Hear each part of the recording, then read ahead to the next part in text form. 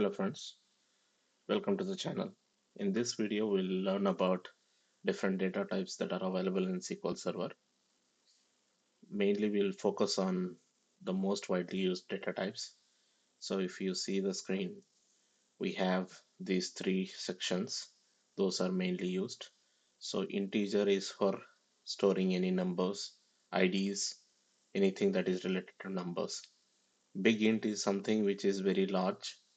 So integers have limitation and big int have a bigger limit.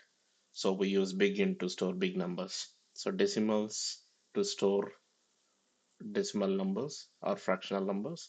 Float is also for that purpose, but it serves a different purpose as well. And varchar to store all strings, which is a character values. Anything a combination of numbers and letters can be stored in the varchar. Similarly, character also the similar way to varchar, but character will have fixed length. So if let's say if you store two characters, it will give the same length. If you store 10 characters, it will give the same length, whereas varchar will be depending upon how much um, string you are entering. So that only will be allocated in the memory. So text is to store large amount of data. So we use these three different data types in different scenarios.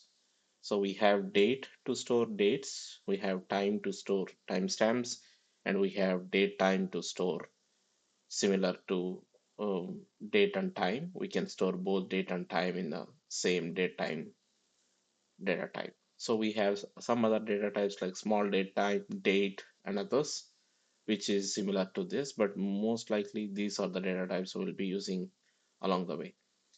And we have data types which are bool, which is nothing but bit. This bit is used to store ones and zeros, especially for flagging purpose.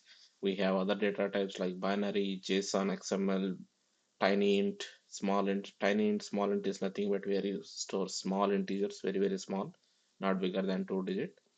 And then you have numerics, decimals, money, small money, all this. So depending upon the case, we can discuss more on that.